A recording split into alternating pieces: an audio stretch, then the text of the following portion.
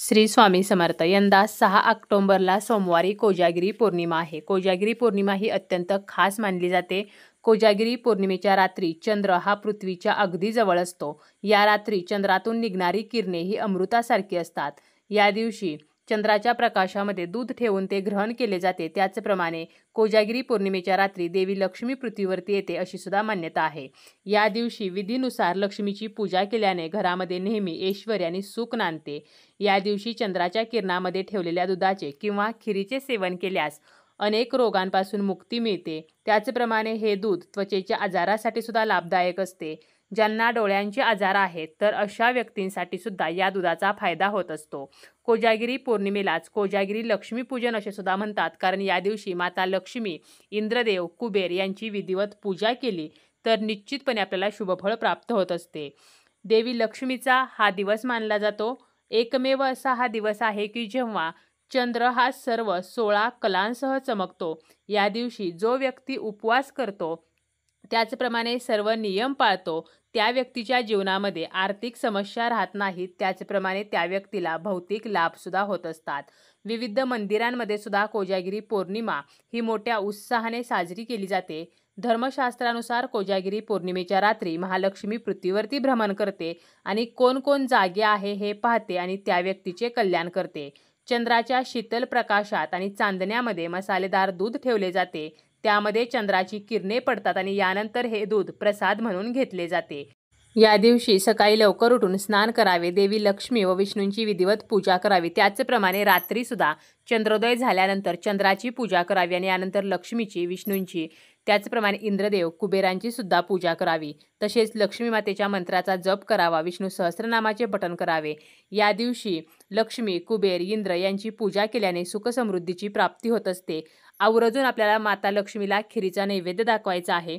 खिरीचा नैवेद्य दाखवणे शक्य नसेल तर आपण दुधाचा नैवेद्य दाखवू शकतो. दूध, खीर, सुकामेवा, तर या गोष्टींचा आपण या दिवशी अवश्य नैवेद्य हा दाखवायचा आहे, ज्यामुळे माता लक्ष्मी ही प्रसन्न होईल. तसेच कोजागिरी पौर्णिमेच्या दिवशी आपल्याला काही साधे सोपे उपाय सुद्धा करायचे आहेत. त्यापैकीच एक अत्यंत प्रभावी उपाय म्हणजे तुरटीचा उपाय.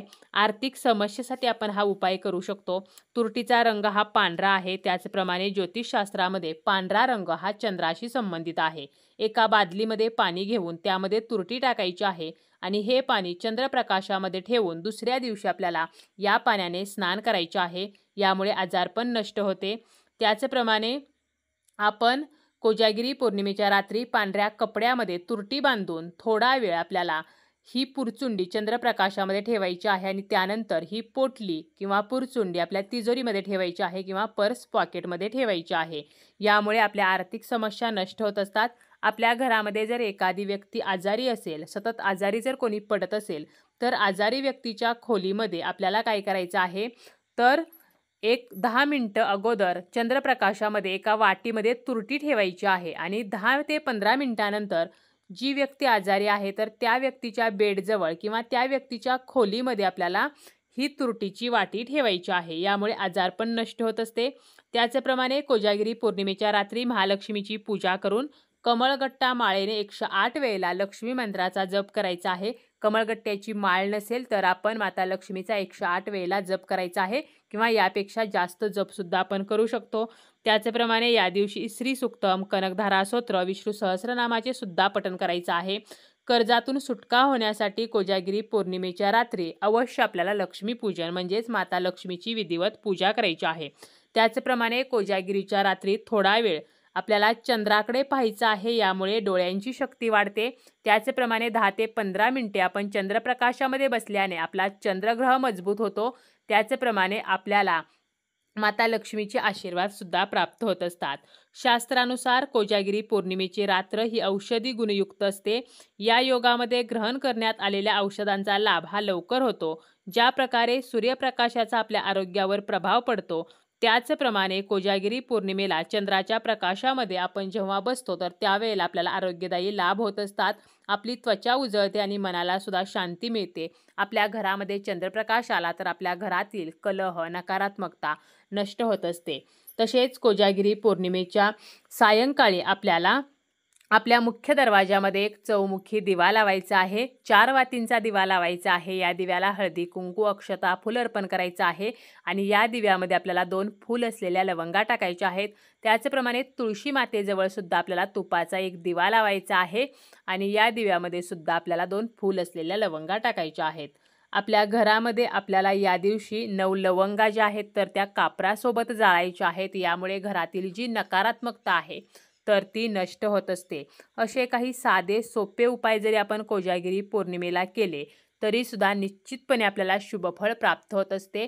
परंतु एक वेळ आपण पूजा नाही केली किंवा काहीच करणे जर आपल्याला शक्य झाले नाही तर काही चुका मात्र या दिवशी अजिबात करायच्या नाहीत. अन्यथा आपल्याला माता लक्ष्मीचा आशीर्वाद मिळणार नाही तर त्याऐवजी दुष्परिणामच होतील. कोणत्या चुका आपल्याला या दिवशी करायच्या नाहीत तर या दिवशी आपल्याला काहीही झाले तरी मांसाहार वर्ज्य करायचा आहे. मांसाहार करायचा नाही. मांस असेल, मटण, चिकन, अंडी तर हे आपल्याला खायचं नाही. त्याचप्रमाणे या दिवशी आपण नैवेद्यामध्ये जी काही भाजी बनवतो किंवा घरामध्ये सुद्धा जी भाजी बनवतो यामध्ये कांदा लसणाचा वापर आपल्याला वर्ज्य करायचा आहे. कांदा लसूण हे तामसिक अन्न आहे. आपण जे अन्नपदार्थ खातो तर त्याचा परिणाम हा आपल्या आचरणावरती होत असतो, आपल्या मानसिकतेवरती होत असतो. म्हणूनच ठराविक दिवशी ठराविक तिथींना तामसिक अन्नपदार्थ वर्ज्य करायचे आहेत आणि म्हणूनच कांदा लसूण आपल्याला वर्ज्य करायचा आहे. या दिवशी काळ्या रंगाचे वस्त्र परिधान करायचे नाहीत. त्याचप्रमाणे या दिवशी आपल्याला चामड्याच्या वस्तूंचा सुद्धा वापर करायचा नाही. या दिवशी पूजेमध्ये आपल्याला कोणत्याही प्रकारच्या तुटक्या फुटक्या वस्तूंचा किंवा सुकलेल्या फुलांचा वापर करायचा नाही. आपल्या दारामध्ये जर गोमाता आली तर तिला हाकलून न देता काही ना काही खायला द्यायचं आहे. कोणाचाही अपमान आपल्याला या दिवशी करायचा नाही. घरामध्ये वादविवाद, कलह तर या गोष्टीसुद्धा आपल्याला या दिवशी अजिबात करायच्या नाहीत. या दिवशी आपल्याला जेवढे राहता येईल तर तेवढे सात्विक राहायचे आहे. परंतु आपल्याला या दिवशी कोणाचाही अपमान अजिबात करायचा नाही. आपल्याला रागावरती नियंत्रण ठेवायचं आहे. आपल्या घरातलं जे वातावरण आहे तर ते सुद्धा आपल्याला सकारात्मक ठेवायचे आहे.